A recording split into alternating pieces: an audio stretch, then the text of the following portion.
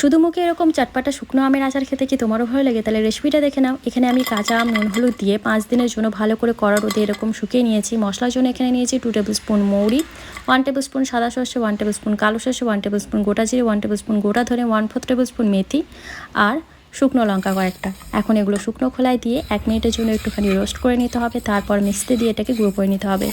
এই আচারটা বানানোর 1 মাস পর তোমরা এই আচারটা খেতে পারবে আর স্টোর করতে পারবে 5 বছরেরও বেশি টাইম। তো দেখুন আমি এখানে একটা পাত্রের মধ্যে আচারের মশলা নিয়ে নিয়েছি। দিলাম কিছুটা পরিমাণ লবণ যেহেতু আগেও দিয়েছি তার জন্য অল্প পরিমাণে লবণ দিলাম।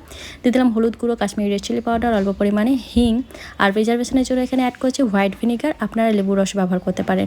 এরপর এর মধ্যে দিয়ে দিলাম সর্ষের তেল। তেল খুব ভালো করে গরম করে আমি ঠান্ডা করে নিয়েছি। 4 টেবিল স্পুন তেল। ভালো করে এটাকে মিক্স করে নেওয়ার পর এবার আমের গায়ে খুব ভালো করে এই মশলাটাকে আমাদের কোট করে নিতে হবে। এইভাবে হাত দিয়ে খুব ভালো করে মাখাতে হবে যাতে আমের গায়ে কোট হয়ে যায়। তো আমাদের আমের শুকনো আচার একদম রেডি।